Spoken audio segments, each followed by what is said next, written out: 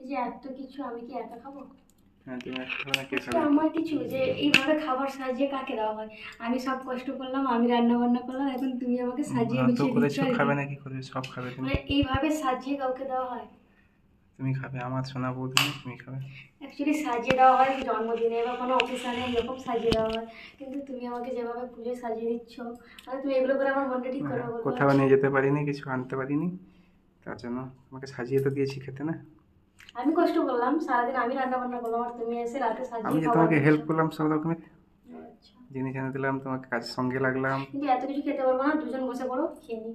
আর কিছু তো থেকে যাবে, কালকে সকালে এগুলো হয়ে যাবে। আজকে তো খেয়ে শেষ করতে পারবো না। যা খাচ্ছ খাও, বাকি থেকে যাবে। আজকের অষ্টমীটা এইভাবেই কাটলো, কিছু করার নেই আর। চেন্নাইতে যে পুজো হয় না, এটা আমি অ্যাকচুয়ালি আমরা জানতাম না যে চেন্নাইতে পুজো হয় না, তো চেন্নাইতে আসার পর বুঝতে পারলাম যে চেন্নাইতে পুজো হয় না। ওয়েস্ট বেঙ্গলের বাইরে হয়তো অনেক জায়গায় পুজো হয় না, সেটা আমরা বুঝতে পারলাম। এইভাবে দিন কাটলো, রাত কাটছে। তো আজকের মতো গুড নাইট।